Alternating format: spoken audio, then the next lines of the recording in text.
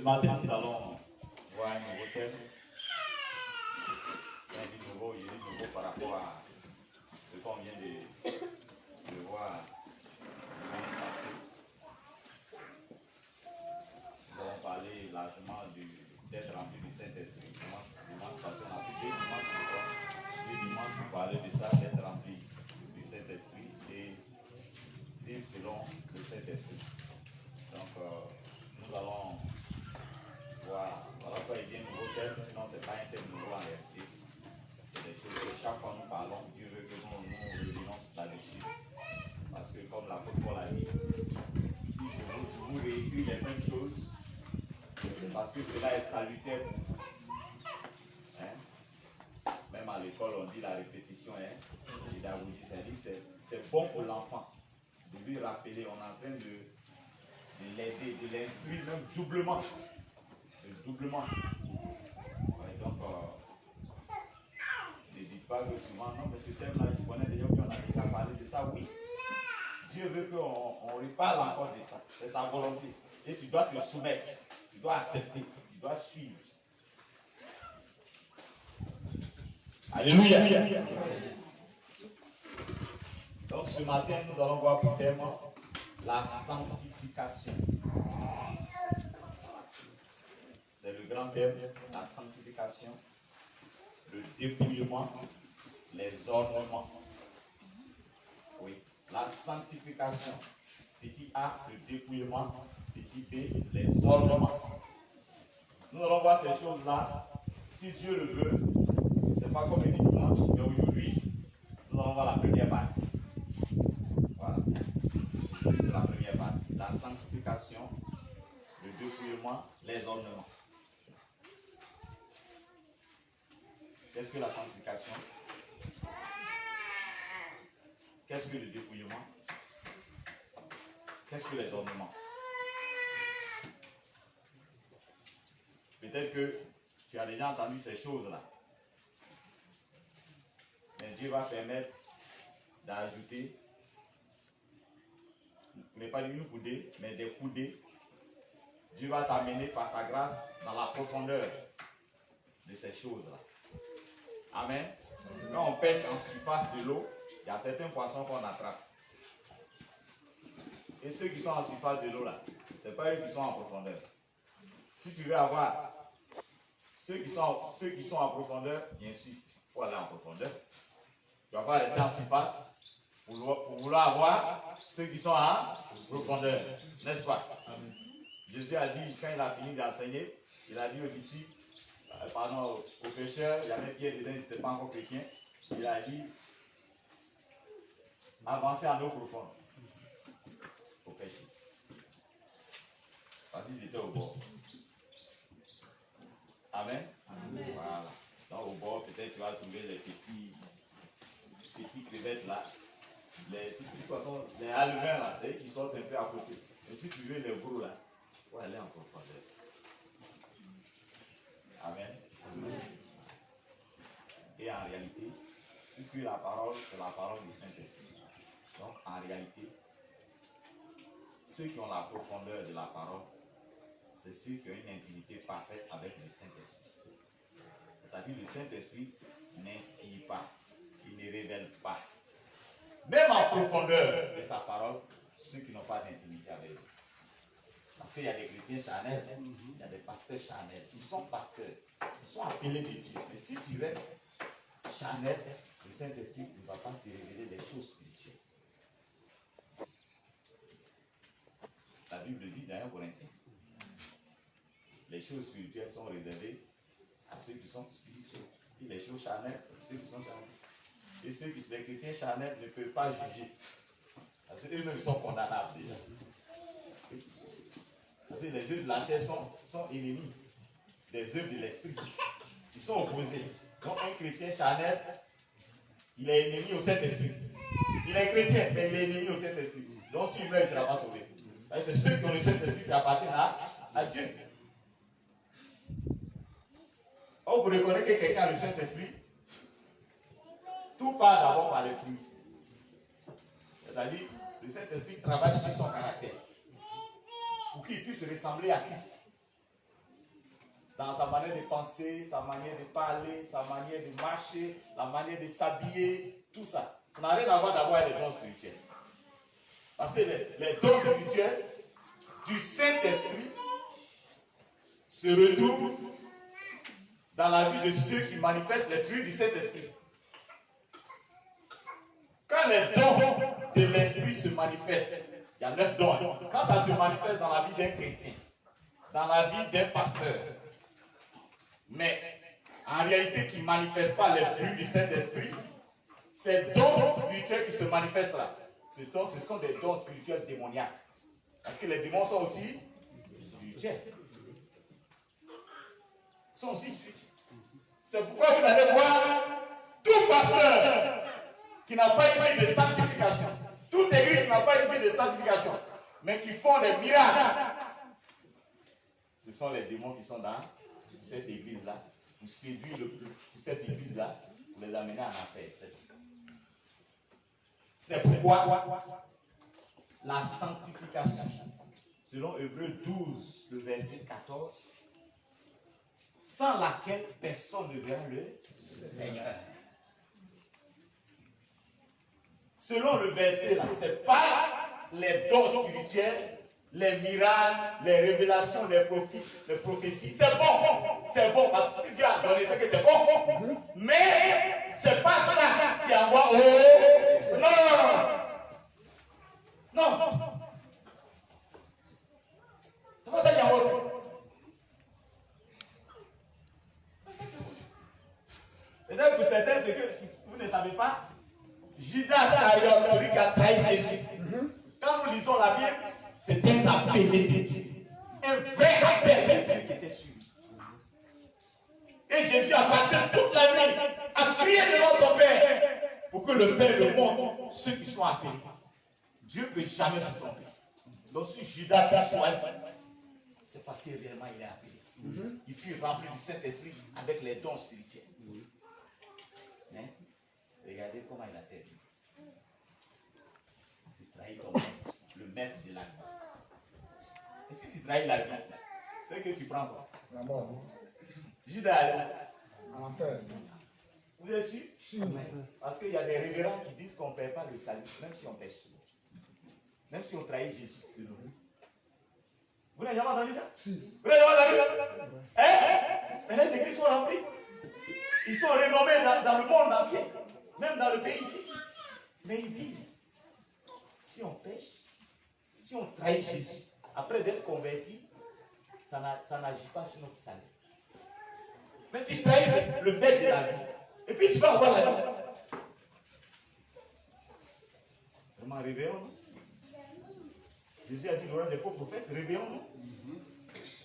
Souvent on le dit, mais dans la pratique, on ne peut pas le reconnaître. Parce que la plupart de ceux-mêmes qui disent que Jésus a dit qu'il y aura des faux prophètes, eux-mêmes ils sont pas faux pasteurs. Ils sont faux pasteurs. Toi-même dans ta Bible, avec tes deux gros yeux, tu vois qu'il y a un faux pasteur, mais tu le suis. Tu cherches quoi? C'est pas au ciel que tu t'amas. Tu es un idolâtre. Parce que dans la sanctification, on doit se dépouiller de l'idolâtrie.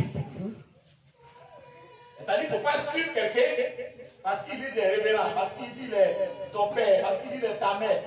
Je parle du côté spirituel. Il faut le suivre parce qu'il est conforme dans la parole de Dieu avec tout ce qu'il dit, enseigne et fait. Dans le cas contraire, tu suis quelqu'un qui t'éloigne de Christ, donc tu es un idolâtre. Et quand tu ne veux rien comprendre, tu perdras ton âme. Tu perdras tout.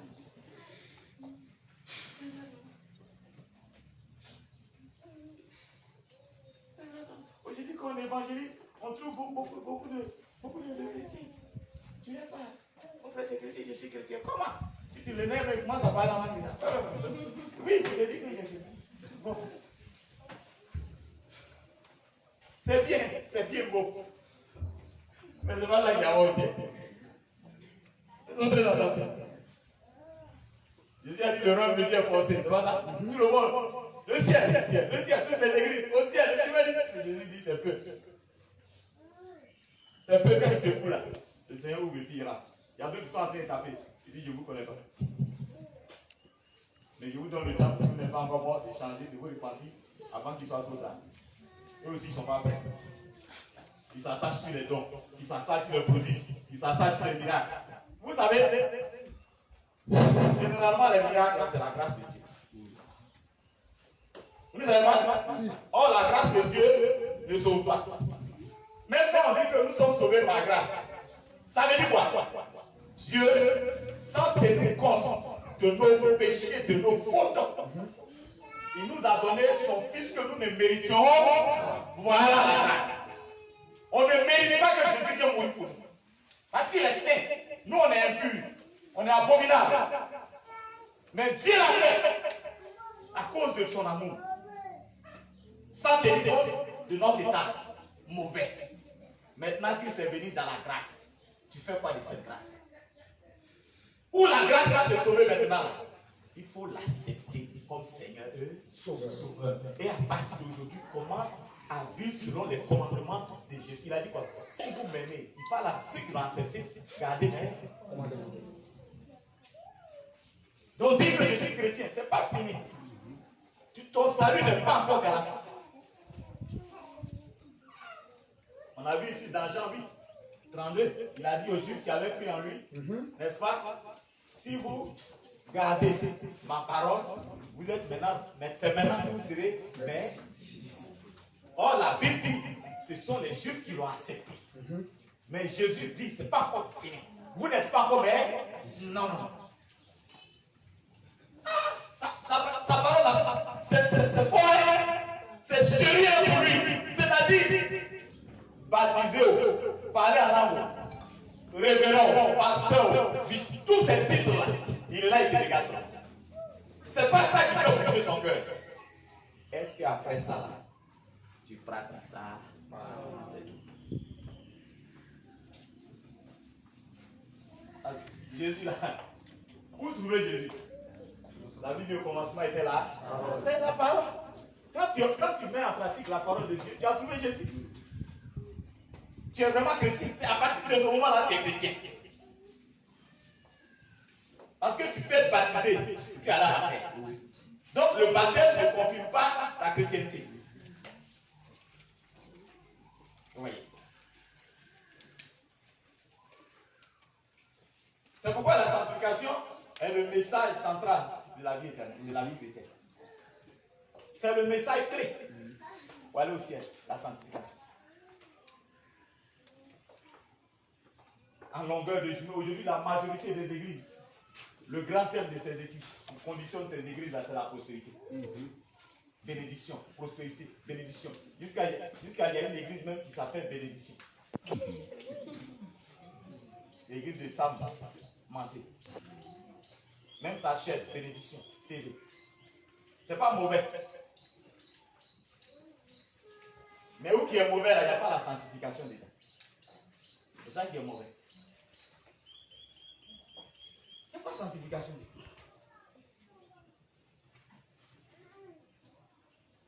Et quand on parle de non, vous jugez, mais Jésus dit dans Jean 7, 24.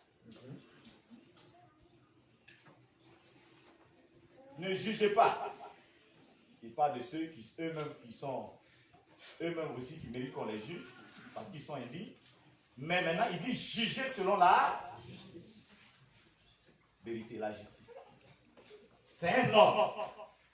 Et dans 1 Corinthiens, on dit l'homme animal ne comprend rien, il ne peut pas juger. Mais l'homme spirituel juge de tout. 1 Corinthiens combien? 2,14. L'homme spirituel c'est qui? Marchez par l'esprit et vous n'accomplirez point les désirs de la chair. Les désirs de la chair, c'est le péché et toutes ses formes. Donc quand tu marches par l'esprit, tu n'es plus dans la chair, tu ne pêches plus. Le Seigneur dit que tu es digne de juger les autres. Les juges qui nous jugent dans les tribunaux là, est-ce que c'est parce qu'ils sont supérieurs que nous? Non, les êtres humains sont égaux.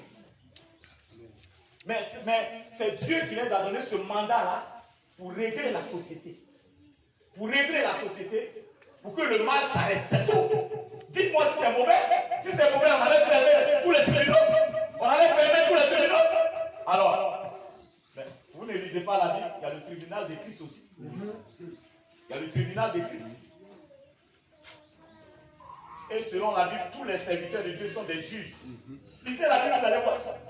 Moi, je m'étonne que souvent, quand on dénonce, c'est biblique. Quand on dénonce le péché de quelqu'un pour qu'il change, c'est parce que tu l'aimes, que tu dis ce qu'il fait qui n'est pas bon pour qu'il change. Tu es en train de juger ses œuvres qui ne sont pas bonnes, pour qu'il revienne dans ce qui est bien.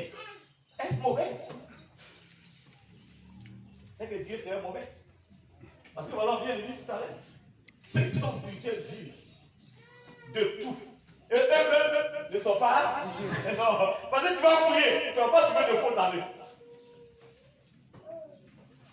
Donc toi qui as 2 femmes, arrête de parler des gens qui sont impudiques. Voilà ce que ça veut dire. Mais toi qui es honnête, qui es fidèle à ta femme, tu peux parler des adultères. Pour qu'ils deviennent comment? Comme voilà. C'est comme ça. Oui, je sais que mon pasteur est pédé. Et sa puissance, il dit ça dans la liste déjà. Mais je ne sais pas pourquoi vous parlez de lui. Ah, que vous jugez. Dieu dit de ne pas juger, tu mens. Voilà les passages qui sont là. Mais quand on parle de lui, là, de ce qu'il dit, sa puissance dans votre anus, là, c'est pour qu'il arrête ça pour aller au ciel, il se répand. C'est mauvais. Ah, donc c'est parce que toi aussi tu as plaisir de lui donner ton anus. Donc tu ne veux pas qu'on parle de ça pour qu'il arrête. Bandit. On va pas, mes enfants, on ne va pas arrêter. On ne va pas arrêter. Dieu nous a donné le mandat de dire la vérité. Jésus a dit, je suis le chemin, la vérité et la vie. Nous devons faire tout ce travail-là qu'on fait là. Oui, l'enseignement sur les secrets de l'évolution d'une église. Oui, comment chasser les démons. Il faut commencer par ses narines. Comment évangéliser, il faut commencer par le ventre. Toutes ces stratégies-là, ça peut être bon ou pas. Ce qui est sûr, sans la sanctification, tout ça là, c'est zéro. C'est zéro. Donc la sanctification en réalité c'est quoi? Et puis c'est très important comme ça pour le Seigneur. La sanctification nous rend saints, nous sépare du péché. Or Dieu lui-même il est, c'est sa nature. Voilà pourquoi c'est très important. La sanctification c'est la nature de Dieu. On dit Dieu a oui, mais l'amour est saint. L'amour est parfait. L'amour ne fait rien de malhonnête. L'amour supporte le mal. Il pardonne. L'amour partage ce qu'il a avec ceux qui souffrent. L'amour est saint. L'amour est parfait. C'est la sainteté. L'amour. Or, si Dieu est amour, il est saint.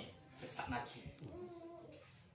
Voilà pourquoi sans la sanctification, c'est-à-dire tant que tu ne ressembles pas à Dieu, tu ne peux pas le rejoindre là-bas. C'est pas possible. Tu ne peux pas vivre une vie sale ici. Malgré tes prières, malgré tes jeûnes, malgré je ne sais pas quoi, et puis espérer un jour être auprès du Saint des Saints. Non, il ne faut pas te tromper. Monsieur le révérend, ou bien, je ne sais pas, le chrétien, ou bien la chrétienne. Ne nous trompons pas. Ne nous trompons pas.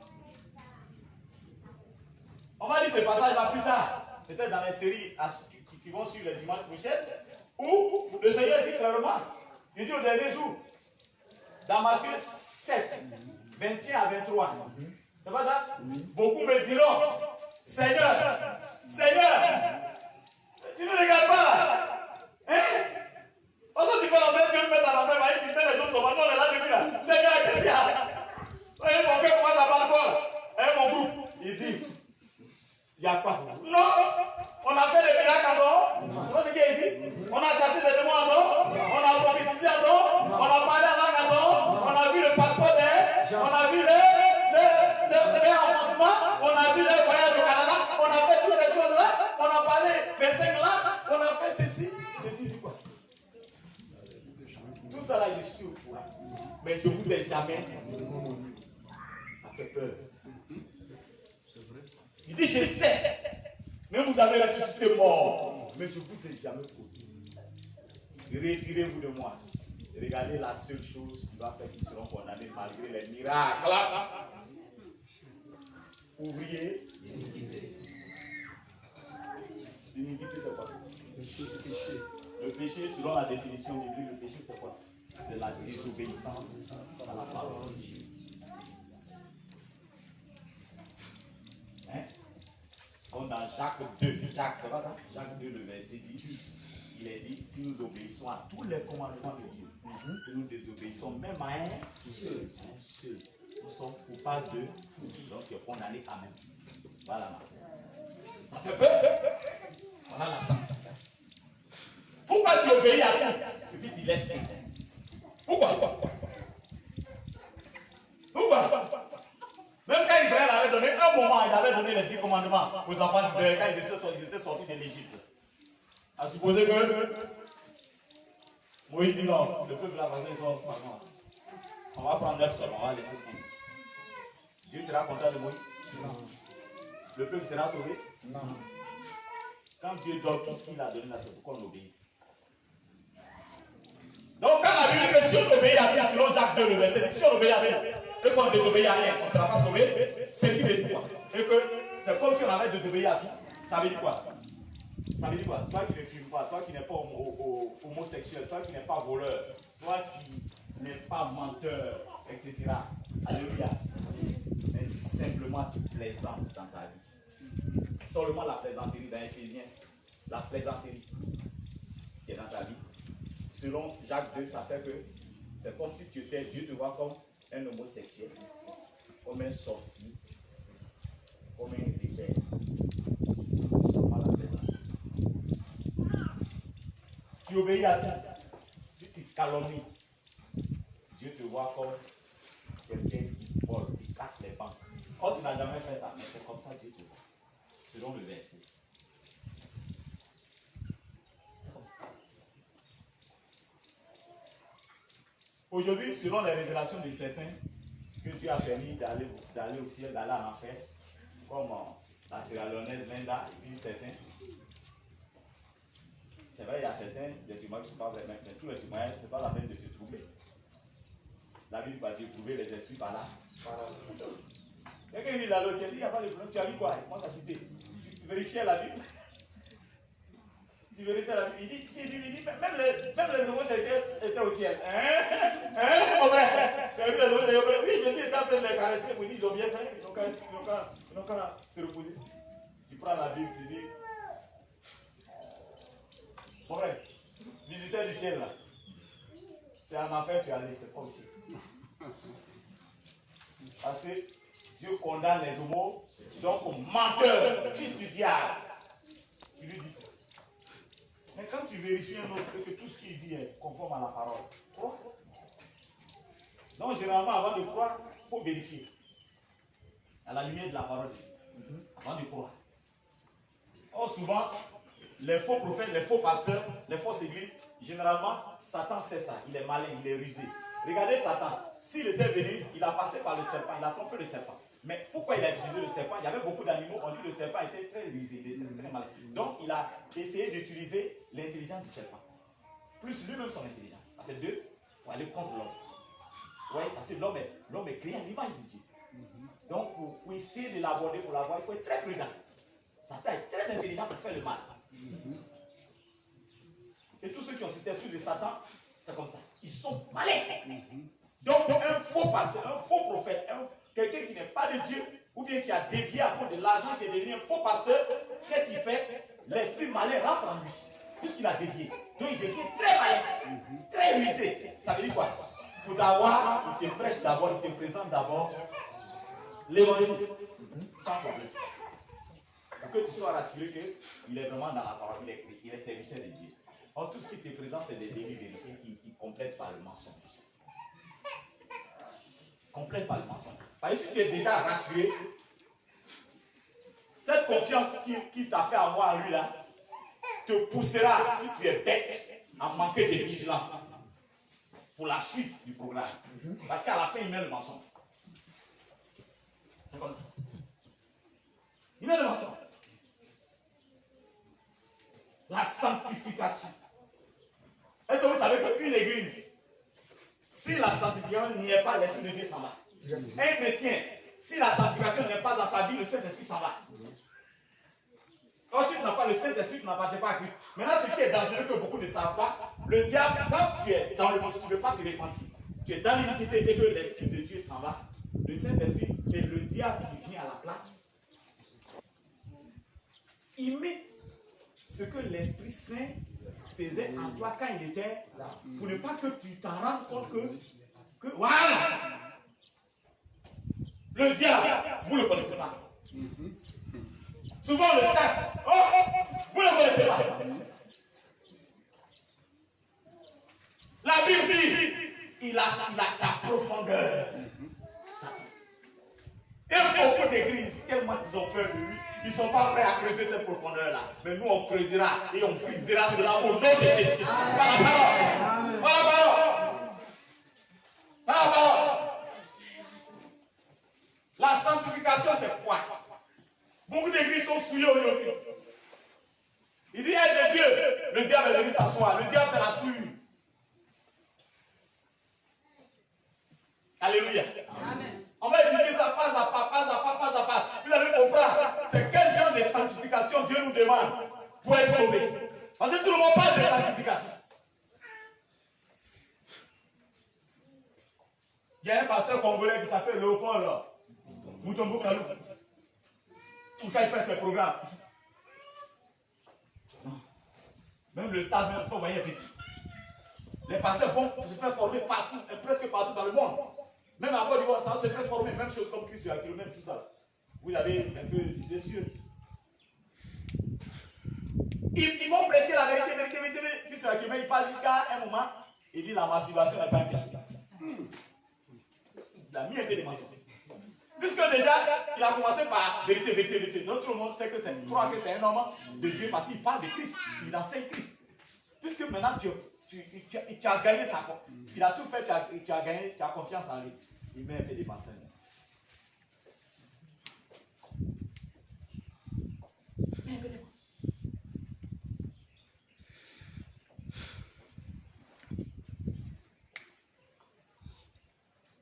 Je vais vous poser la question honnêtement, la masturbation, c'est un péché ou c'est pas un péché?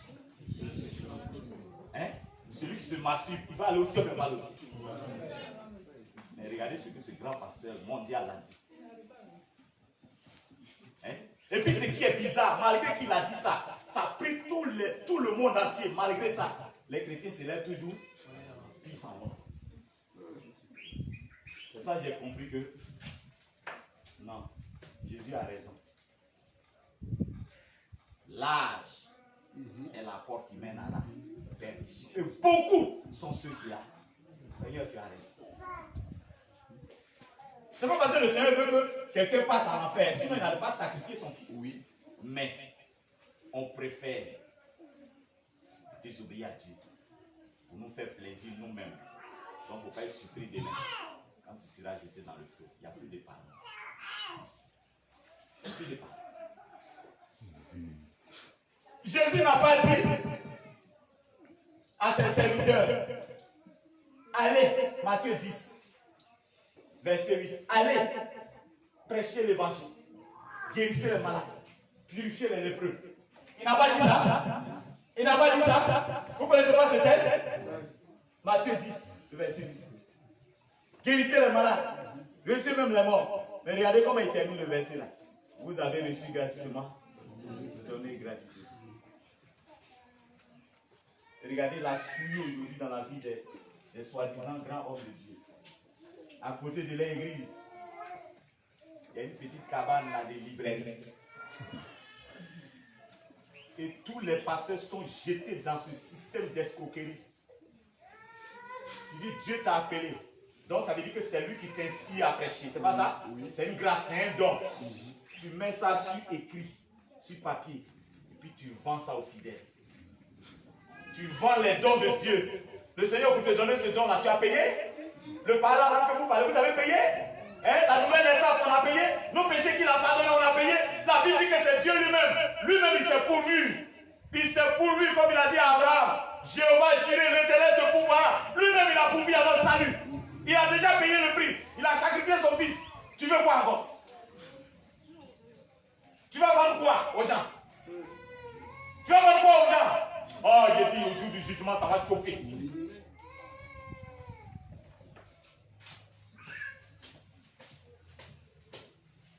Voilà la souillure. Voilà ce qui empêche la sanctification véritable. Dieu ne travaille pas où il y a la souillure. Dieu est saint.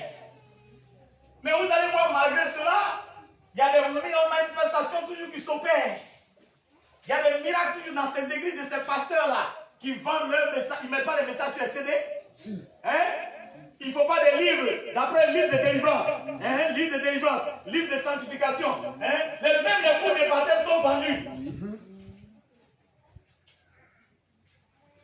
L'église, on est revenu au temps de Jésus. Jésus a chassé les commerçants du temple. Bravo! Les commerçants sont revenus. Oui. Maintenant, comme physiquement Jésus n'est pas là, qui va prendre le relais pour les chasser? Qui va prendre le relais pour les chasser en dénonçant ce commerce-là qui a repris dans l'église, dont Jésus a mis fin quand il était là? Il n'y a pas de sanctification véritable dans les églises. On croit que le péché, c'est seulement, il faut aller chercher femme de ton prochain. Hein? Oui, on ne dit pas non, mais ce n'est pas ça seulement le péché. Oui. C'est pas seulement le péché.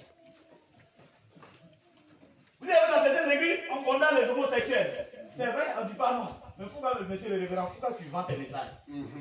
C'est vrai, tu condamnes le monsieur, on est d'accord. Mais toi-même, tu es condamnable. Pourquoi tu vends les... Pourquoi?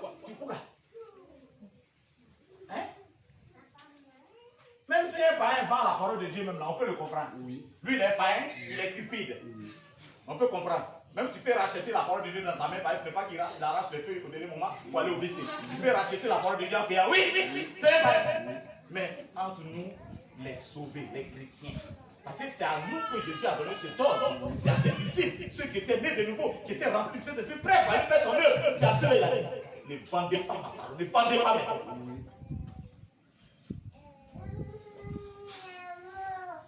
Parce qu'il y a des pauvres, vous allez prêcher. Sinon pas, même pour manger, c'est difficile. Comment on va avoir l'argent pour payer ma parole? Et vous allez les priver de ma parole parce qu'ils n'ont pas l'argent. Ou vous aurez toujours des pauvres au milieu de vous que vous devez manifester, n'est-ce pas, la générosité. Vrai ou faux? Jésus n'a pas dit ça à quoi on appelle? À Judas? Et il n'a pas dit d'exercer l'austérité, mais l'austérité, on exerce envers ceux qui n'ont pas de maison, ceux qui sont pauvres, ceux qui sont rejetés, ceux qui souffrent. Mais à ceux-là, tu leur demandes de l'argent afin qu'ils puissent dormir chez toi. Il a accepté le Seigneur, ses parents l'ont rejeté. Il dit oui, c'est vrai, à cause on t'a prêché, tu es devenu chrétien, mais chez moi, ce n'est pas gratuit. Si tu veux dormir chez moi, tu peux payer. Le mois 5 000. Je veux une avance d'abord. Caution. À ton frère chrétien qui est chassé d'une maison parce qu'il est chrétien. Ces gens le font. Je ne parle pas des païens, les chrétiens. Où est la sanctification? Parce que la sanctification, c'est la séparation avec le péché. C'est le péché qui nous souille. C'est le péché qui détruit notre vie de sanctification.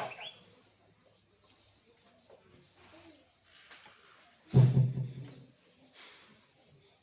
y a 3 grandes religions dans ce monde qui reconnaissent Dieu comme le seul vrai Dieu.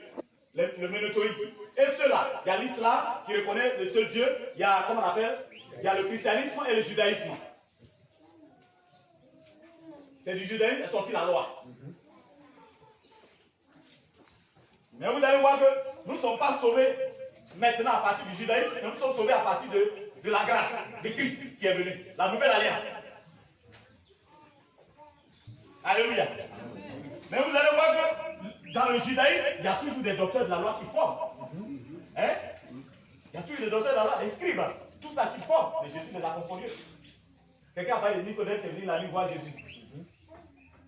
Parce qu'il sentait que son salut n'est pas clair. Oui, parce que dans les requêtes de tout Jésus,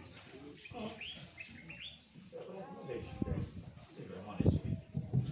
C'est vraiment les grands docteurs parmi nous, les scribes, tout ça. Les petits, les rebelles là. Mais un jour, Jésus les a posé la question. Vous me demandez de quelle autorité? Ils étaient fâchés. Hein? Parce que Jésus, quand il a chassé les vendeurs dans le temple, quand il a coupé leur business, il a arrêté ça. Donc ils étaient énervés.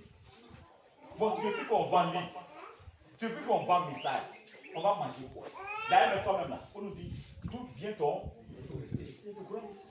Jésus a dit, je vais vous répondre, hein? Les docteurs de la loi, Mais je vais poser une question d'abord. Jean-Baptiste, d'où lui venait son autorité? Lisez la Bible.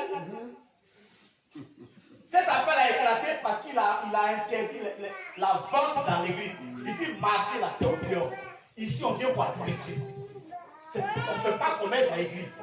Dieu dit que j'ai pourvu à l'entretien, à la nourriture de mes serviteurs, à partir, c'est clair, à partir des dîmes, des offrandes, des dons, des prémices. Ça s'arrête là.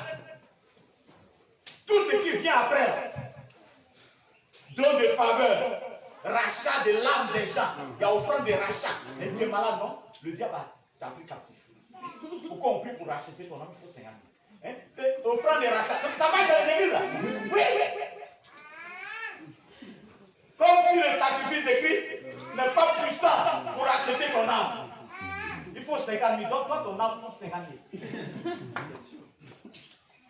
Pour ta guérison. Maintenant, et pour ton salut, il va demander combien après? Vous aussi, vous êtes bêtes comme des citrons. Et on appuie, ça pique dans les joues.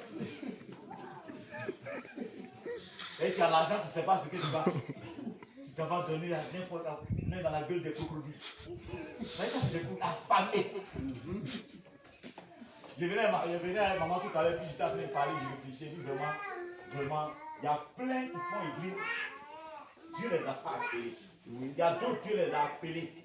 Mais à cause de l'amour de l'argent, ils ont abandonné l'appel simple et ils sont en train d'escroquer les gens. Et tous ceux-là, ils seront jugés au dernier. Mais pour l'heure, il faut qu'on dénonce pour qu'ils puissent se repentir. Du moins, ceux qui veulent se repentir. Il y a repentance. Vous ne savez pas, il y a repentance quand on dénonce le péché. Oui. Vous ne savez pas ça? Oui, c'est pourquoi tous ceux qui disent on juge, c'est l'œuvre du diable, c'est démoniaque. Tu arrêtes de dénoncer. Qui va se repentir? Qui va se reconnaître son péché? Qui va se sentir mal à l'aise? On ne dit pas la vérité dans sa chambre? Hein? La vie de la tristesse de Dieu amène au changement. C'est-à-dire quand on te passe, ça te fait mal. Mais ça va t'amener à te repentir, à te ressaisir. Oui. Mon frère, toi là, on te voit plus gérer les enfants des gens. Il faut qu'on te dise la vérité. Les impudiques n'iront pas au ciel. Hein? Oui, ils n'iront pas au ciel. Il y a un feu terrible qui vous attend. Hein? Ah, les enfants, ils prennent le secret. C'est parce que tu lui as dit ça. Tu lui as dénoncé son péché. Et tu lui as dit les conséquences qui l'attendent. Même si aujourd'hui il ne veut pas accepter, mais au moins, tu lui as dit la vérité. Le Seigneur va te dire, fidèle serviteur, tu as fait le travail. C'est ce que Dieu nous demande, c'est tout. Donc on dénonce, ce n'est pas parce qu'on est jaloux contre quelqu'un ou bien on a la haine. Non. Non. Non. Même les païens disent que la vérité, ça rougit les yeux. Oui. Ça fait mal. Quand tu dis la vérité. Donc quand tu mens là, ça ne fait pas mal. Elle dit non, là c'est passé là, c'est choco. Il nous a caressé ce dimanche là. Caressé. Comme on caresse un chat. Il n'est pas rentré, il n'a même pas touché nos péchés, il a caressé son. Vraiment, nous sommes bénis. Et nous tous, nos noms sont écrits au ciel. Il y a un même qui est là, dans son cœur, il dit, pasteur, tu es un matin. Moi, mon nom est écrit dans les... Matin, là, il vient de casser 3 maisons. Hein? Tu vois là, les télés, tous les portables, ils ont pu les mettre dans sa chambre. Et puis, il dit, voilà, il dit, mais pardon, quand même, c'est péché. Et puis, on dit, non, Dieu me révèle que vous tous qui êtes là, sans exception, vos noms sont écrits dans les livres. Comme ça, facilement. Tu vas l'inviter les célèbres. Frère, tu vas où? Non? Vous m'excusez, vous ne pouvez pas vous insulter, mais ouais, parce que c'est un matin. Moi, je suis venu me confesser. Comment il se sauve? Comment? L'homme, quand tu fais du mal, là, tu sais. Tu sais. Souvent, ceux qu'on prêche la vérité, puis c'est nerf, il s'en va, il ne vient plus, ou bien il ne veut plus venir là. Même s'il est fâché, il s'en va, mais il sait que ce qu'on a dit là, on a piqué sur son péché. Mais comme il ne veut pas se repentir, voilà pourquoi il est gonflé comme une gorille et puis il s'en va.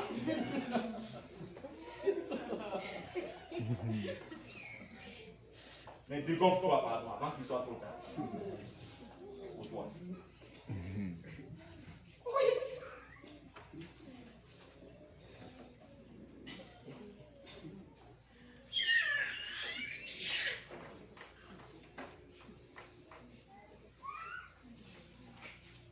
12, 14.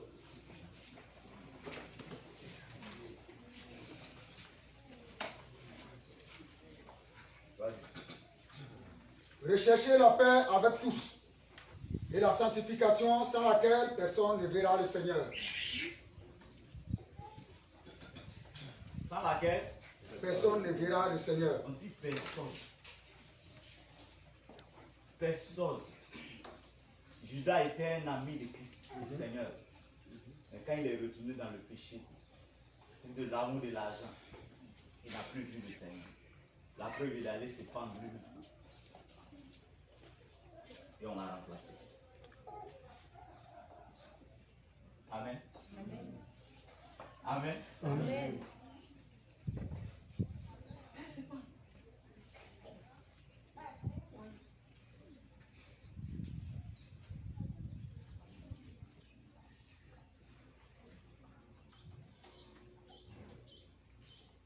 Alléluia. Aujourd'hui, vous allez voir. C'est la sanctification seule. Qu'est-ce que la sanctification? La sanctification, c'est la pureté, c'est la sainteté.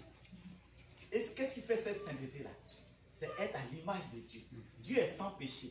Donc le saint, c'est quelqu'un qui est sans péché, qui vit séparé de tout ce que la Bible condamne. Tu vis séparé de ça. Voilà la sanctification. Tu peux t'appeler saint. Regardez les églises. Regardez les églises. 1 Corinthiens 11, même dans le livre de Nombre, vous allez voir que le Seigneur exige que les femmes dans l'assemblée se voilent et que les hommes se décoiffent et ne se voilent pas. C'est pas ça? C'est écrit, mais c'est pas écrit. Mais quand on enfreint à ça, quand on désobéit à cette loi, tu n'es pas sanctifié. Oui. Puisque c'est le péché qui nous souille, qui nous rend sale devant Dieu. Donc quand tu désobéis à cette loi, tu es souillé. C'est pas nous on a dit. Même moi, mes jours, je dis à ma femme de se voiler comme. Je vais aller au ciel. Et quand je dis souvent que même à cause du voile, les gens voient là, on a fait, d'autres sont étonnés. Mais c'est un commandement du Seigneur. Oui. Jésus, là, Dieu, là, c'est pas notre camarade. Quand il dit quelque chose de sa bouche, la Bible quoi? Dieu veille sur sa parole pour que ce qui est sorti de sa bouche lui-même, il veille, il va suivre jusqu'à ce que ça se réalise. Donc toi qui n'as pas obéi à ça, là, il va te condamner. Il ne va pas te laisser. Il va te dire pourquoi tu n'as pas obéi à telle parole. Pourquoi? Dieu n'oublie pas. Tu priais, oui. Tu as chassé les démons, oui. Mais pourquoi dans ton église, tu ne disais pas aux femmes de se voiler? Pourquoi? Donc, c'est comment? Mais tu sais c'est comment? Tu sais ce qui t'attend en affaire. Jésus nous le dit, il dit qu'ils vont dire, on a fait des miracles, on a fait des biens, grâce à là. On a fait ceci, cela. Mais il dit, je vais dire, à cause du péché. Et quand on parle de l'iniquité, l'iniquité c'est la pratique du péché. C'est-à-dire que tu peux te tromper aujourd'hui. Tu vas demander pardon à Dieu, il va te pardonner. Mais demain encore tu es en train de faire. Tu te fous de lui. Moi je t'ai pardonné. Oh c'est pour comment ça? Voilà l'iniquité, condamne. Dieu sait que tu es dans le péché. Il envoie quelqu'un pour te parler pour que tu quittes là-dedans. Tu ne veux pas. Voilà l'iniquité. Tu t'entêtes, c'est l'incrédulité. Les incrédules n'iront pas au haut. Tu seras condamné. Donc je termine ce que j'ai dit. Quand Jésus a posé la question, dites-moi Jean-Baptiste là, d'où lui vient son autorité? Là je vais vous répondre. Quand vous lisez très bien la Bible, c'est là où vous voyez qu'il y a des pasteurs même volontairement qui sont malhonnêtes, qui ne craignent pas Dieu. Pourtant ils prétendent parler, servir Dieu. Regardez ce que les chefs religieux qui se disent serviteurs de l'Éternel, ils se sont concertés entre eux et ils ont dit, si on dit que son autorité vient de Dieu, Jésus va nous coincer. Il va dire, mais pourquoi on n'a pas cru en lui? Parce que les Juifs ont rejeté Jean-Baptiste. Il dit, bon, si on dit aussi que, quoi? Que son autorité vient de l'homme, le peuple va nous lapider. Parce que le peuple même sait que... Vous voyez ce qu'ils sont en train de dire. C'est-à-dire même les païens ont la connaissance plus que eux. Vous voyez que les gens qui sont assis à la maison là, dimanche, là, ils sont en train de boire les bières. Bon, c'est pas bien, ils n'ont qu'à chercher à se donner à l'église, venir à l'église. Mais à certains, quand vous partez les entendre là, ils disent, on est déçus des pasteurs. Oui. Et ce qu'ils disent est vrai. La plupart c'est vrai. C'est pas parce qu'on sait que Dieu existe. Mais on va le trouver où? Parce qu'on dit maison de Dieu, on s'en va. Voilà, c'est pas ça, elle a couché avec ma femme. Je fais quoi? Donc de peur que je vais aller dans une autre église, l'église de Yahoo Marcus, quand il va aller là-bas, lui aussi, peut-être il va coucher avec ma fille. Donc c'est pas la peine. C'est pourquoi je suis à la maison. Si je sais qu'il doit aller, mais allez où? Hein? Tu vas aller trouver une femme?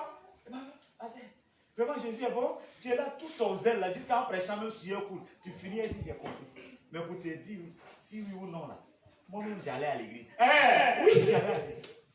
Mais le pasteur a séparé mon mari de moi. Oh, on s'est marié légalement. J'ai parlé mon mari à cette église. Le pasteur, le bishop, il a dit que Dieu lui a révélé que le monsieur là, je ne suis pas sa femme.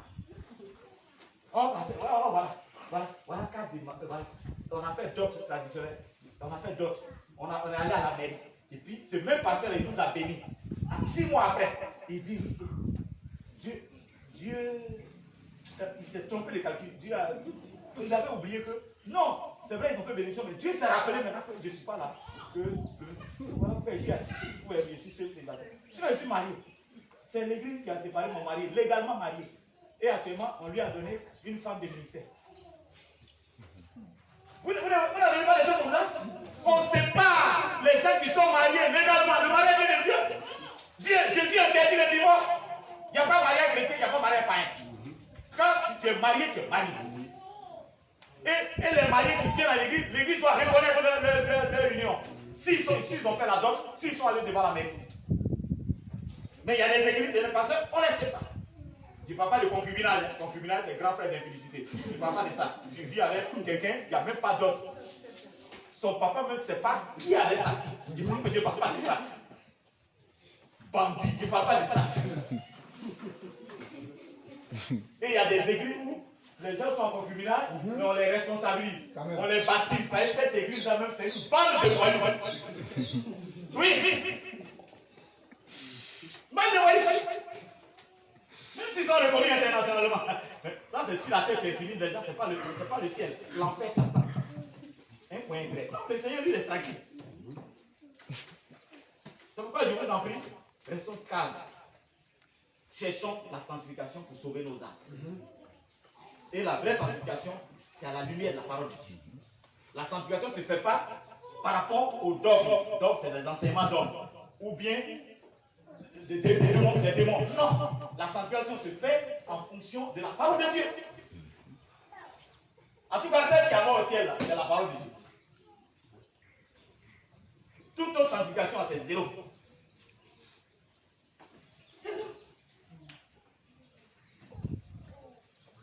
Donc, comme je disais, vous allez voir, il y a des églises où les frères en Christ sont en chapeau. Souvent, même les complets manoirs. Voilà, les chapeaux là. Ils sont là, ça.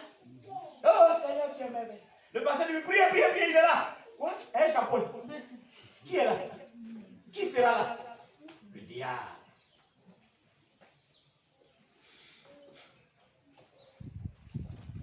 Même à la mosquée, on dit ils sont dans l'erreur. Ils ne vont pas te laisser rentrer chez eux. Parce qu'ils se disent que chez eux, tu vas salir la maison de leur Dieu.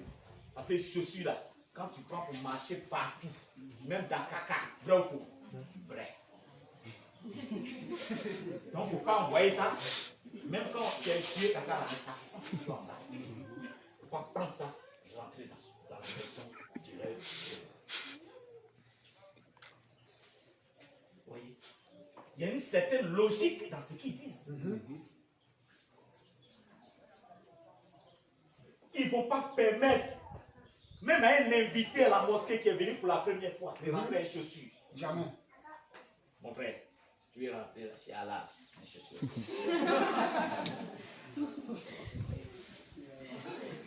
Le désordre, là, c'est sur les chrétiens évangéliques. On se fout de Dieu. Vous allez voir les pasteurs, ils prennent leurs photos, ils collent là. Pour dire que l'église en a parti. C'est pas moi qui le dis, ça est dans la tête. Vous ne ferez aucune image, aucune représentation. Alors,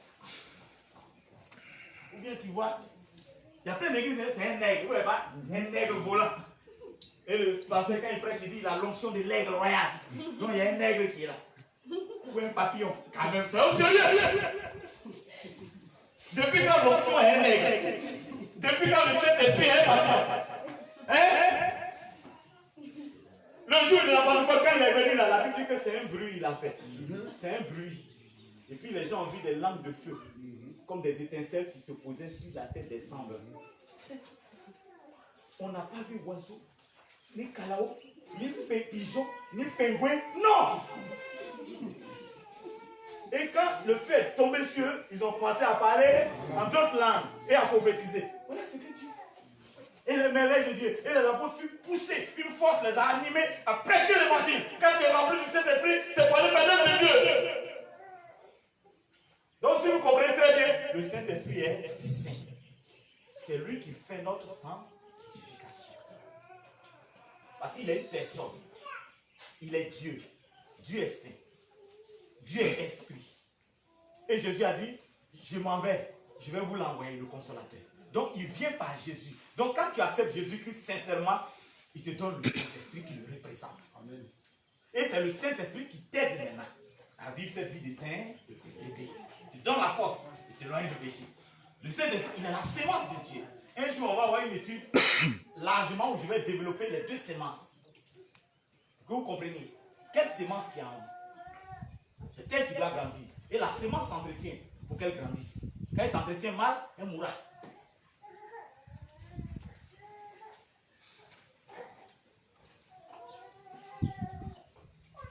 Thierry, ça va?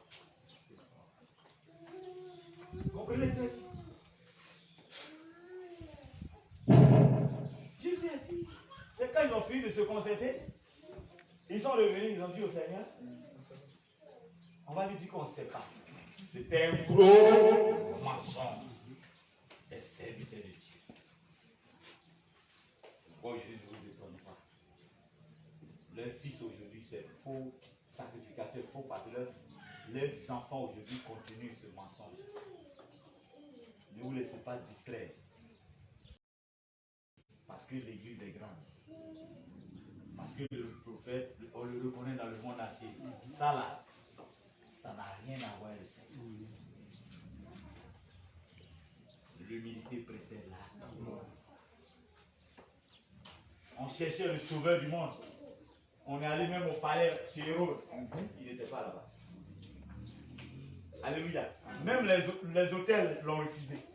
On dit il n'y a pas de place ici. Quand il devait venir au monde. Vous vous souvenez? Les mages sont allés dans le palais. Non, il n'est pas ici.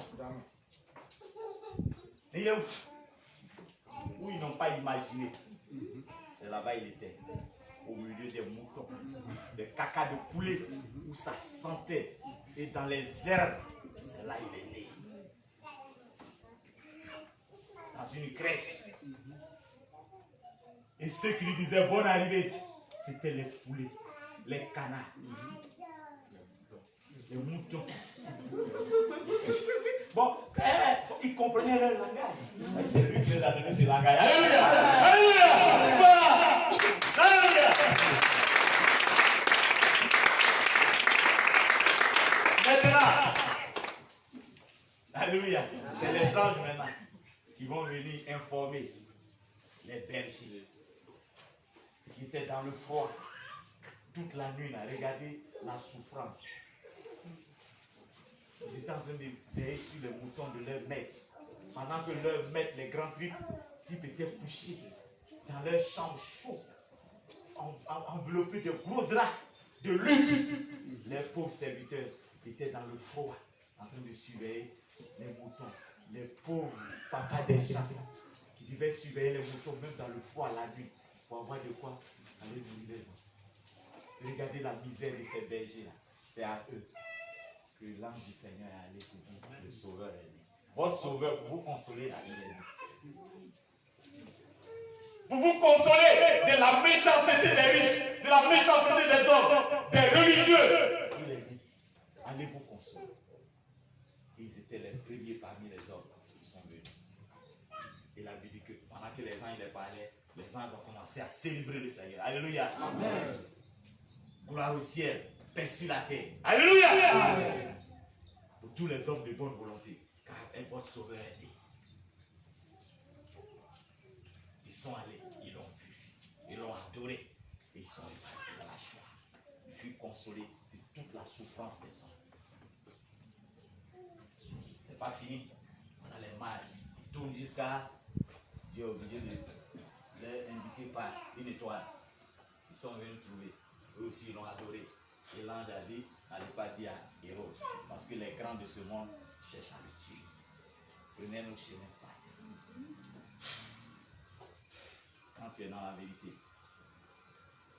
les dévanciers dans la foi vont chercher à t'éteindre spirituellement.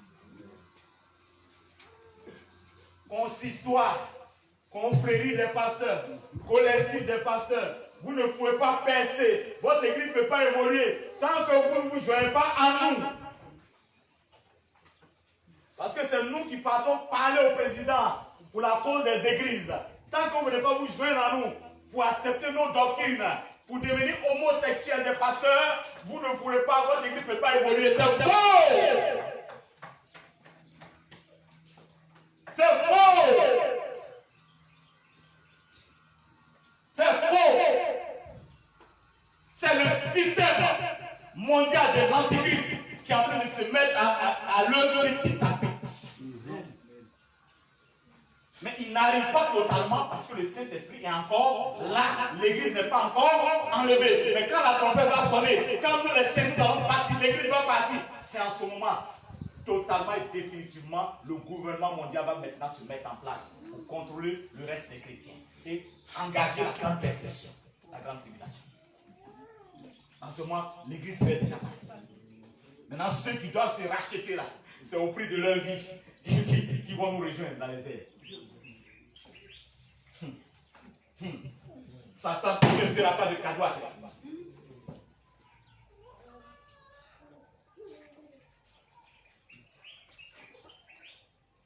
Il fera pas de cadeaux. C'est pourquoi tous les jours, soyons prêts. Comment? Dans la sanctification. Si la trompette sonne, tu t'en vas.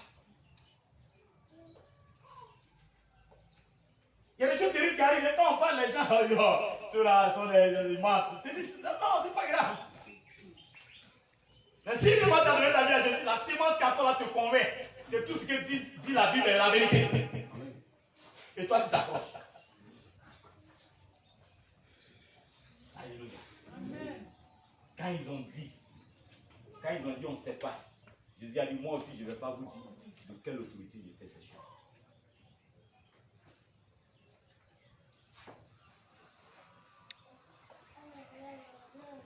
Et ça fait que les gens le craignaient dans le cœur. Aujourd'hui, les pasteurs se font eux-mêmes, ils font qu'on ne les respecte pas. Tu vas aller au palais présidentiel, au lieu d'aller dire la parole de Dieu, tu es là-bas. Dieu t'a fait la grâce, peut-être le président vous a appelé, au lieu de dire la vérité, tu es là. C'est bien même que tu as permis ton Dieu, j'ai un rêve que j'ai fait sur toi. Et oui, c'est qu'un rêve. Bah, homme de Dieu, j'ai fait un rêve, j'ai vu un mouton noir, un mouton blanc. Mouton blanc, là. Vous étiez assis sur le mouton blanc. Donc, c'est la bénédiction.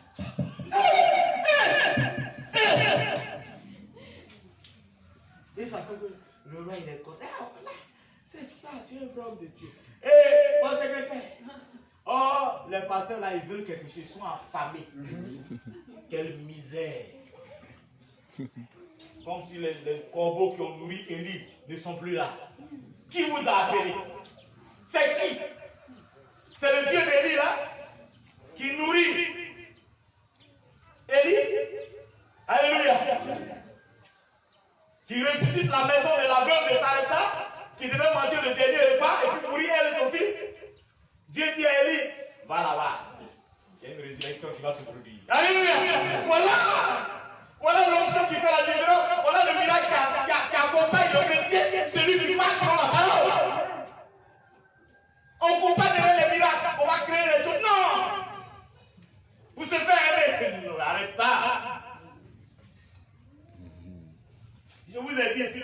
c'est des milliers qui vont venir dans cette œuvre-là. Que moi-même, il m'a dit, mon serviteur, sois patient. Il ne faut pas te laisser distraire. Plusieurs fois, par vous-même, Dieu parle pour dire quoi? De ne pas changer le message. Que beaucoup ont changé le message à cause de l'argent, à cause de l'influence. On parle de mentor. C'est bêtise, quel mentor? Tant que tu ne te colles pas un mentor, un parapluie spirituel, la pluie va te frapper. Ah bon? Celui qui m'a appelé là, quand la pluie va venir là, lui-même il sait. C'est lui qui a fait venir la pluie. Non? Il va me cacher dans le rocher où il a caché. Et... Alléluia! Voilà, quand j'aurai faim, il fait venir les corbeaux ou bien il me dit d'aller sur la veuve de Sarepta. Alléluia! C'est terminé! Tu es chrétien, tu as accepté qu'il utilise Jésus. Mais marche maintenant selon ses commandements, tu seras heureux, tu auras la paix. Parce qu'en marchant selon ses commandements, ça fait que c'est Jésus là qui guide. Dans les bons jours comme dans les mauvais jours, c'est lui qui. On dit à les chrétiens, pourtant quand on vit là, on vit hors de sa parole. Quand tu vis hors de sa parole, ce n'est pas lui qui te dirige. Donc quand tu auras des difficultés là, puisque tu n'es pas dans sa volonté, tu seras obligé. Tu seras obligé. Il va crier à lui, il ne répond pas. Et tu sauras qu'il ne répond pas parce que. Voilà. Donc tu es obligé de chercher le secours. Où tu. C'est là-bas tu marches. Et Satan. Et voilà ce passé qui était bien. On dit voilà, il est devenu mystique.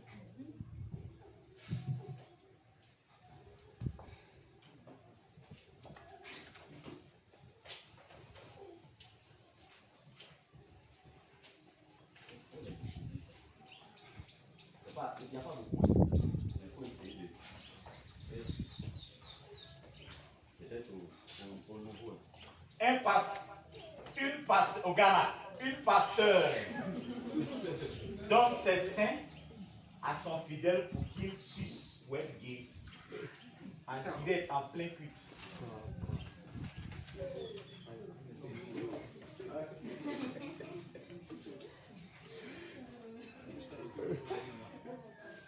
Une femme ghanéenne, pasteur d'une église, a donné ses seins à l'un de ses fidèles en plein culte pour que le fidèle suce afin d'avoir la guérison. Après quelques mots, la pasteur, d'abord même c'est interdit. Il n'y a pas de femme pasteur. Non, il n'y en a pas. C'est pas biblique. Timothée l'a dit dans 1 Timothée. Et même quand nous partons dans la loi, c'était les sacrificateurs, les fils des Lévites, une famille choisie par Dieu pour le servir dans le temple. Mais vous voyez que cette famille-là, les garçons-là, qui les mettaient au monde? C'était les femmes. Ça veut dire qu'il y avait aussi les filles. Mais pourquoi les filles Lévites-là, pourquoi eux aussi, ils ne prenaient pas le sacerdoce? Pourquoi? Montrez-moi dans la Bible une seule femme qui avait le sacerdoce. Vous allez parler peut-être des prophétesses. Les prophétesses. Ils n'étaient pas sacrificateurs. Amen. Parce qu'au temps de l'Alliance, c'était les sacrificateurs qui faisaient le service. Oui. Amen. Dans le temple. Ce n'étaient pas les prophètes. Les prophètes, ils viennent, ils annoncent l'oracle du Seigneur et puis ils retournent dans leur maison ou bien en douce. Amen. Et quand vous lisez dans le livre de Luc, on parle de Anne, la prophétesse. C'est pas ça? On dit Anne, la prophétesse. Mais lisez très bien, vous allez voir qu'est-ce qu'elle faisait dans le temple. Ce n'était pas le sacerdoce. Oui. On dit elle faisait l'œuvre de Dieu dans le jeûne et la prière. C'est tout, l'intercession. C'est tout. Voilà le rôle des prophètes. Pour que Dieu les parle beaucoup là, ils n'ont qu'à jeûner seulement, c'est tout. Voilà leur rôle, c'est tout.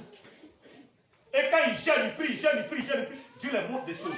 Même peut les montrer des choses sur le pasteur. Il dit, pasteur, fais attention. Dieu m'a montré une réunion contre toi. On veut t'attaquer. Veille sur toi. Prie. Voilà le rôle des prophètes pour soutenir l'œuvre de Dieu.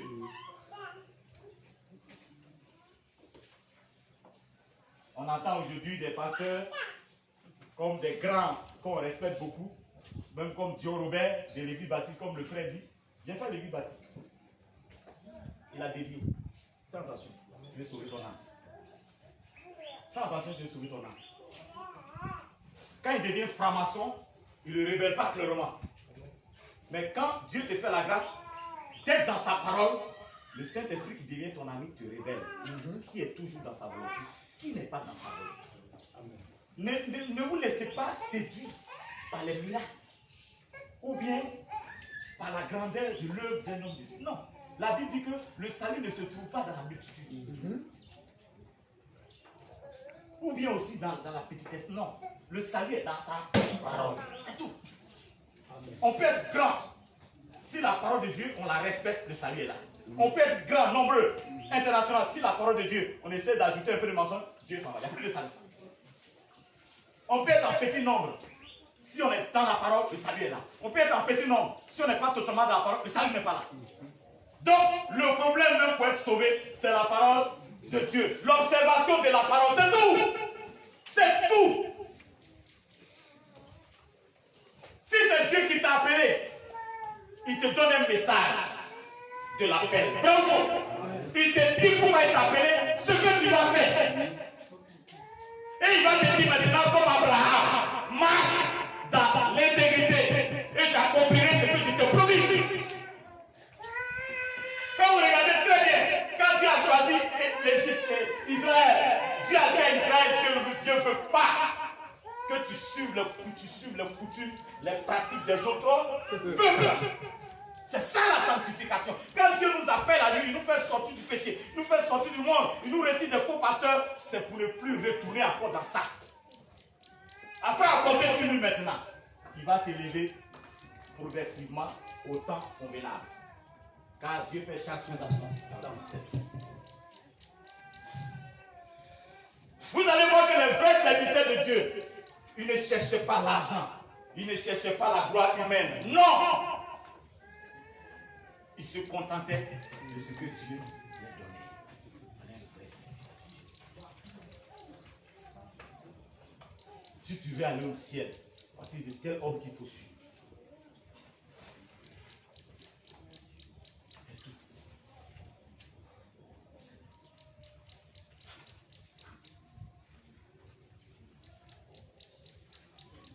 La sanctification sans laquelle personne. La sanctification exige le dépouillement des ornements. Voilà pourquoi j'ai parlé de sanctification, de dépouillement et d'ornement. La sanctification véritable, selon Dieu, exige le dépouillement des ornements. Parce qu'il y a des ornements spirituels et il y a des ornements physiques. Or, pour qu'il y ait sanctification, il faut qu'il y ait dépouillement. On va développer le développement, les ornements plus tard. Progressivement, peut-être dimanche prochain. Mais aujourd'hui, restez sur la sanctification. Mais elle débouche sur le dépouillement des ornements. C'est pourquoi il n'y a pas de vraie sanctification. Si ce processus-là n'est pas suivi. La sanctification ne se limite pas à la sanctification. La sanctification exige le dépouillement des ornements. Et les ornements sont en deux volets, physique et spirituel. La preuve, vous allez voir, lisez 2 Thessaloniciens 5, 23. Qui va donner raison à ce que j'ai dit. 2 Thessaloniciens 5, 23. Donc la sanctification est sur les 3 domaines de l'être humain. Vous avez trouvé? C'est 1. C'est pas 2 Thessaloniciens, c'est 1. C'est 1, 5, 23. C'est 1. D'accord, allez. Que le Dieu de Père vous sanctifie lui-même tout entier. Et que tout votre être, l'esprit, l'âme et le corps soient conservés irrépréhensibles lors de l'avènement de notre Seigneur Jésus-Christ. Alléluia. Vous suivez? Reprends. Des passages que certains n'aiment pas. Des passages comme ça. Vas-y. Que le Dieu de Père vous sanctifie lui-même tout entier. Et que tout votre être, l'esprit, l'âme et le corps soient conservés irrépréhensibles lors de l'avènement de notre Seigneur Jésus-Christ. Amen. Allez, tu vas aller à 13h. Hein? À 13h. Donc, dans 1 heure de temps. On ne va pas durer.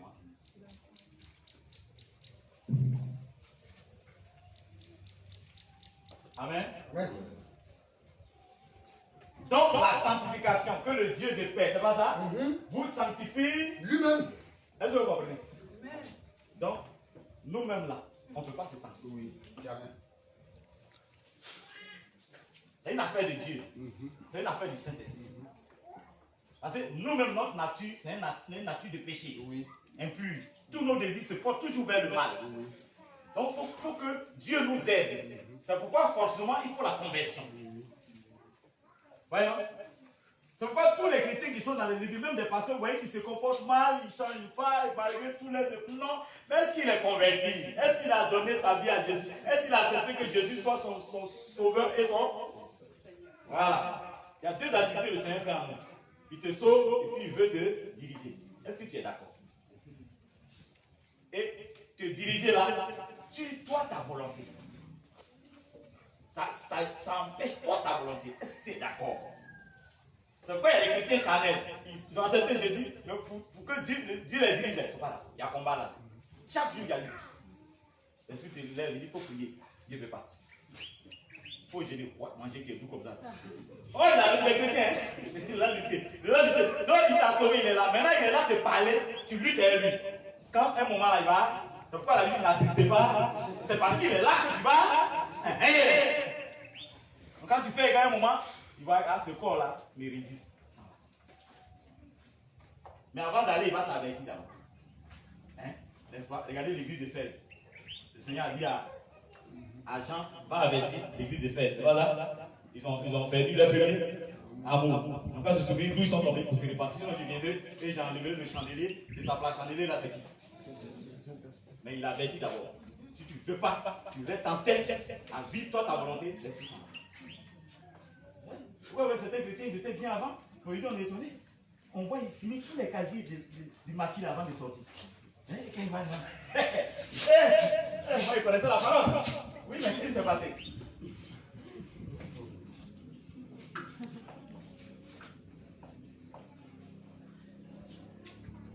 Il a rejeté l'esprit et il veut vivre maintenant lui-même sa volonté. Or, notre volonté ne peut pas résister au péché, à Satan. Tu veux faire un peu pour toi, et puis pour Dieu, ça ne marche pas. Non, ça ne marche pas. L'esprit te quitte. Les gens qui s'amusent avec Dieu. Oui. Quoi?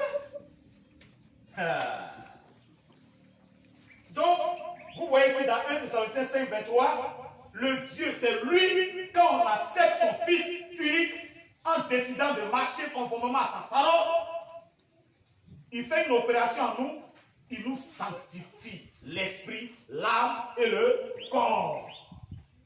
Il nous garde maintenant irrépréhensibles pour le jour de son Fils. C'est pourquoi c'est par la sanctification seulement qu'on peut hériter le royaume de Dieu. Donc, Hébreux 12 dit la vérité. C'est seulement par la sanctification. Parce que quand on voit sanctification là, on dit quoi? Irrépréhensible, c'est ça? C'est pas ça? Pour rester irrépréhensible, sans reproche. Donc, Dieu sanctifie quoi premièrement? Notre esprit, notre âme et notre corps. Vous allez entendre les gens dire non, que quand tu acceptes Jésus, c'est fini.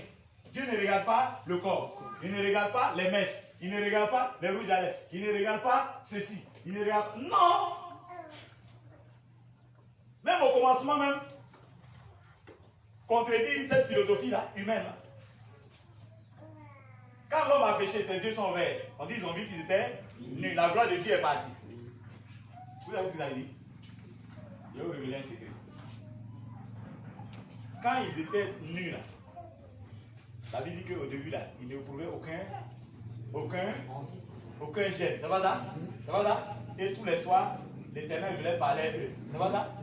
Quand on se convertit là, c'est à ce premier niveau de relation avec Dieu là que Dieu veut nous mettre. Il veut nous remettre là. La première relation dans le jardin d'Éden. Quand tu deviens chrétien, c'est cette atmosphère là que Dieu crée autour de toi, entre toi et lui. Donc quand ce n'est pas atteint ce niveau là, il y a encore un problème dans ta vie. C'est-à-dire, t'élever au-dessus de toutes les influences mondaines de la terre. Comme avant. Même la nudité ne gênait pas Ève, ne gênait pas Adam. Aujourd'hui, pas. Même les chrétiens, on convoite. Elle la serre dans tes fesses. Les yeux là sont remplis de convoitises. Satan tire tes yeux, même les yeux des chrétiens. Tu n'es pas encore né de nous. Je ne sais pas si vous comprenez. Les mêmes personnes que Dieu avait créées là, c'est les mêmes personnes, c'est le même sang d'Adam là qui est en nous. Mais la Bible dit avant, quand ils n'avaient pas péché là, les deux là, ils ne savaient même pas qu'ils sont nus. Ils ne savent pas qu'ils sont. Mais aujourd'hui, oh là là, on dit le frère de la première publicité, la sœur. C'est quelle sœur? La chante de l'Éternel. Oui, c'est. Ils ont chanté quand ils ont chanté. Chante de l'Éternel, on suppose que tu es spirituel. Oui. Ce n'est pas les choses de la terre qui vont t'influencer, qui vont te ramener. Non! L'esprit qui en nous est sûr. Voilà, il nous met au-dessus, on est en haut. Et les choses du monde sont en bas. Donc quand tu pêches, tu te rabaisses parce que l'esprit s'en va. C'est pourquoi vous allez voir, c'est quand l'homme et la femme n'avaient pas encore péché. Et qu'ils étaient, celui qui pêche c'est du diable, ils n'avaient pas encore péché, ils étaient dans la sainteté de Dieu. Dieu les a donné la domination. Pourquoi on ne domine pas? Et là, c'est ta grand-mère. C'est là, bébé. Donc, tu dois boire cette eau sainte là pour que ça va aller. Pourquoi tu ne travailles pas? Et tu ne domines pas. J'ai dit, si tu es dans le péché, tu ne vas pas dominer. Oui. Tout ce qu'on raconte, tous ces bric-à-brac, c'est la sorcellerie, c'est le fétichisme. Si le frère, il ne va pas dans sa vie, l'esprit de malédiction est sur lui.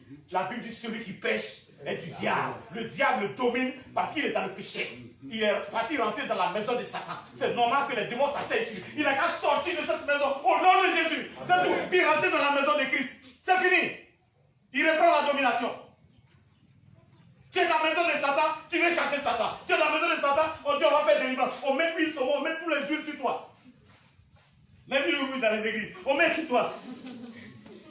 Tu sors tout ton habit blanc et l'huile rouge. Elle c'est des matis. L'huile d'olive, l'huile de quoi, celle d'Israël. Tous ces bric-à-brac là, vous allez trouver ça dans la maison des féticheurs. Oui. Oui. Même l'eau qu'on met dans les bouteilles pour verser sur les gens. Je vous ai dit ça. C'est les marigots, c'est les fleurs où nos parents adorent, ils sont idolâtres, ils sont perdus là. C'est là-bas les pasteurs s'en vont prendre un peu pour mettre dans les bouteilles. C'est pas même l'eau là. C'est pas même eau. Donc l'esprit des eaux qui est là-bas, là, ce lot là, pour faire les prières, ça va partir. Il est dans l'église à partir de ces petites bouteilles. L'échantillon représente, n'est-ce pas, une partie de la grande matière. Donc, allez, on attache celle dans les sachets. Voilà celle. Mais pour la bénédiction, c'est sérieux, hein? Tu vois le passé, André il est sur, André il est au marché sur étalage de viande. Et voilà, et ça là c'est 300. Ici, viens le poulet là, ça c'est 2500. Voilà le travail des pasteurs dans les églises. Ils sont devenus les pasteurs, ils sont à briser les armes maintenant dans les églises.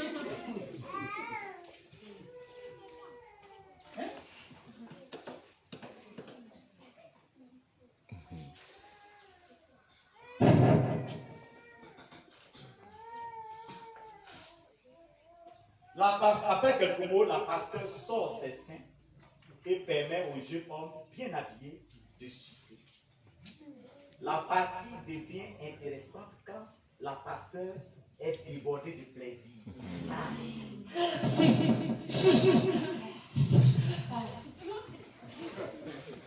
L'esprit en train d'agir. En direct. Aujourd'hui, avec tous les réseaux sociaux, toutes les églises sont filmées, tous les églises sont filmés maintenant.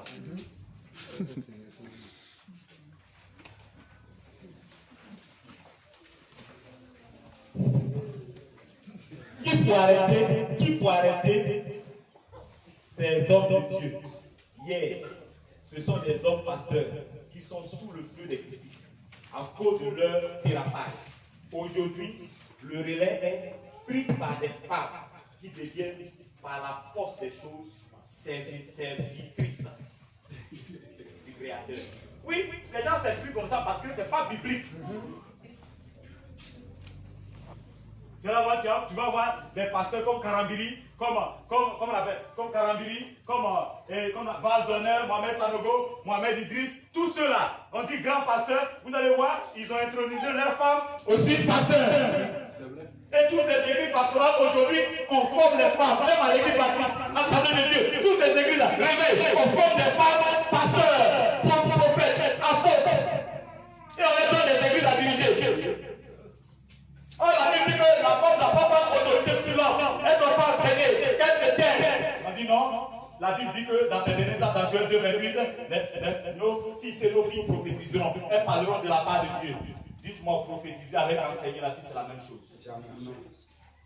Si ce n'est pas parce que vous tenez à égarer le peuple de Dieu, parce que vous avez vendu votre âme à Satan, je parle de ces faux pasteurs là. Et parce que vous voulez obéir maintenant au diable, vous envoyez le peuple à l'enfer. Sinon, vous êtes allé à l'école, même si tu as arrêté à la maternelle, mais tu comprends quand même ce qui veut dire enseigner et prophétiser.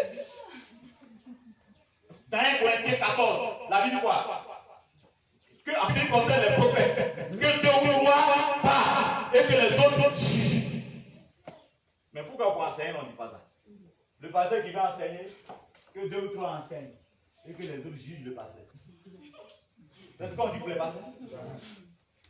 Donc ça veut dire que prophétiser puis enseigner, là, c'est pas même chose. Même allez-y, laissons même l'église, allez-y même à l'école. Là. Ils vont vous définir, ils vont vous démontrer la différence entre un professeur de maths et puis un professeur de français, avec un professeur d'anglais. Ils vont vous démontrer la différence. Même pourquoi il y a 5 ministères. Parce que tous les ministères ne fonctionnent pas de la même manière. Moi, je ne suis pas bête, hein. Ce n'est pas votre titre de révérend qui va m'influencer. On va m'amener en enfer. Si on peut vous influencer facilement, même un chien peut vous influencer quand il ouvre son anus, ça c'est votre problème. C'est pas moi. C'est pas moi. Le Seigneur nous a donné l'intelligence. Alléluia. Quand tu acceptes Jésus, tu reçois le Saint-Esprit. Le Saint-Esprit, c'est l'intelligence de Dieu pour te guider. Amen. À moins que toi-même tu le laisses pour te faire égarer toi-même. Tromper. Dieu nous donne sa connaissance par Jésus. Tu connais la vérité. Femme pasteur, révérende. Ça n'existe pas. C'est des doctrines de démons, c'est des dogmes. Je vous dis la vérité. Toutes les églises qui forment les femmes pasteurs, qui permettent aux femmes d'enseigner, d'être pasteurs, ces églises-là, ils vont en enfer. Et tous, amen, ils sont dans la souillure. Ils ne sont pas sanctifiés. Ils ne sont pas sanctifiés. Ils ne sont pas sanctifiés. La femme soutient son mari, la femme soutient le ministère par l'intercession, par le jeûne, par les veillées de prière. Il y a des femmes diagonales, parce que c'est écrit.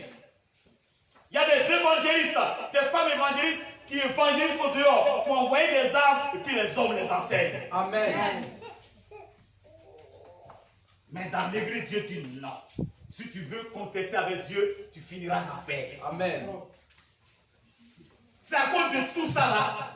Les fausses églises là, ça ne peut pas finir. Les faux pasteurs, ça ne peut pas finir. Vous allez les voir. Demain, hier, tu condamnais ça. Tu t'appuyais sur la Bible que ce n'est pas normal. Aujourd'hui, on est surpris. C'est toi qui permets ça. Parce que tu as vendu ton âme à Satan. Tu veux la gloire humaine. Ça fait pitié.